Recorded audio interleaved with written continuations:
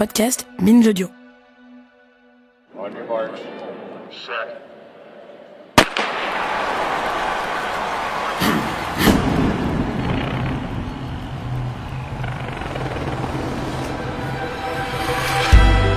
Très bientôt, du 26 juillet au 11 août 2024, les Jeux Olympiques se tiendront à Paris.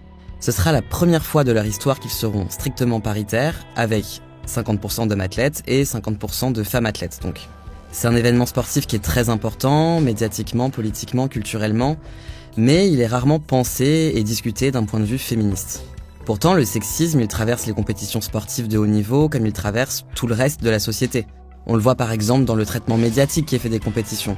On parle beaucoup plus du sport des hommes que du sport des femmes. En 2023, l'Arcom, qui est l'autorité de régulation de la communication audiovisuelle et numérique, a publié un rapport qui analyse les temps de retransmission des compétitions. Et ce rapport, il nous apprend que pour chaque heure de sport féminin diffusée à la télévision, vous allez voir 15 heures de compétition masculine. Bon, là, on parle de survisibilité du sport masculin dans le sport de haut niveau, mais cette omniprésence des hommes, elle traverse la pratique du sport en général. Ce sont les petits garçons qu'on pousse le plus à se dépenser dans la cour de récré, ce sont des hommes qui investissent à plus de 85% les infrastructures sportives dans l'espace public, comme les skateparks et les terrains de basket, etc. Bref, ce sont leurs corps et leurs performances qu'on voit partout. On pourrait penser que c'est logique, les hommes sont meilleurs en sport que les femmes, ils font de meilleures performances. Ce qu'on va voir dans cet épisode, c'est que c'est plus compliqué que ça. Cette différence, elle a été fabriquée. Elle est fondée sur des croyances qui dépassent largement le sport. L'histoire de la création des catégories sportives est profondément politique. Je suis Talma Desta et vous écoutez Les Couilles sur la table, épisode 99.